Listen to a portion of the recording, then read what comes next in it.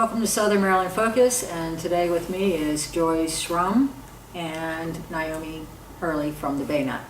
And we're going to talk about Hurricane Harvey and basically how devastating it is, and they really do need help right now.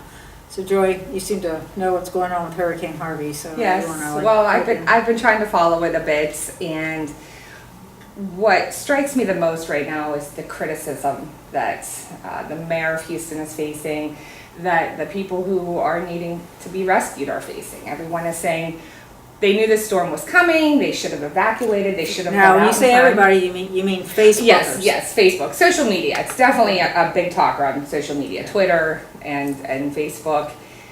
And everybody's saying, yes, you knew the storm was coming, you should have got out, you should have evacuated, you should have done this, you should have done that. Well, there's a couple things with that.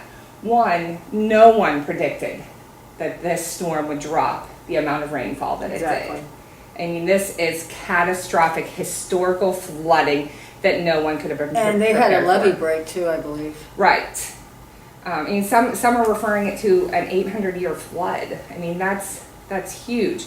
But also, as far as the mayor is concerned and not issuing a mass evacuation, you can look back at the pictures from Hurricane Rita when there was a mass evacuation of Houston, and you're talking hundreds of thousands and millions of people all trying to exit the city, the fourth largest city in the United States, and you could see the backup on these highways. Now, if you would have had that happen ahead of Harvey and these people were still trapped on the highway, you're talking about a mass casualty situation.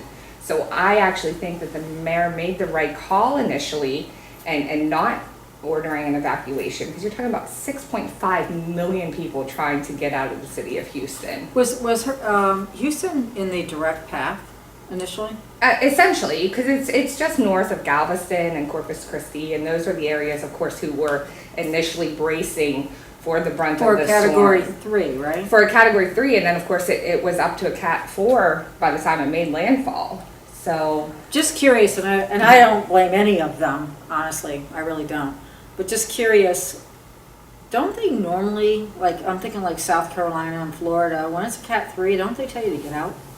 Do not stay at home, because if you stay at home, we're not going to come and get you. Well, they did for some of the areas, again, right along the coast. That's why I was wondering if Houston is close to the coast, but it's not right there along the coast like Galveston and Corpus Christi. Those are right there along the coast. If I'm not mistaken, I think Galveston's even an island or maybe a barrier island. Yeah, those folks were told to evacuate. The city of Houston was not. But again, in a situation where you're talking about the fourth largest city in the United States, it would be virtually impossible to evacuate everyone. Yeah, you would need a lot of time to get rid of 6 million people.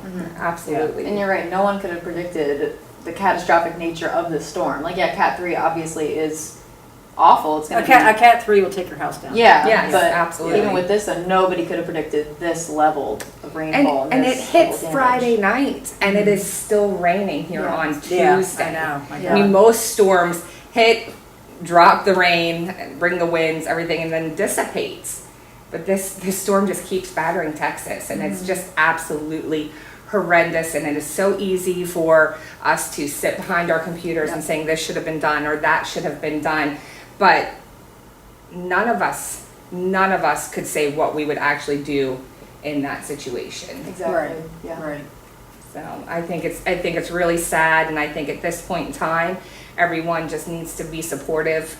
And right. There's no point in putting blame on anybody. Right. And sometimes, people are always looking for a scapegoat. They're looking for someone to blame, someone to take accountability. I just think in this situation, it's just a true tragedy, and no one could have been prepared for it.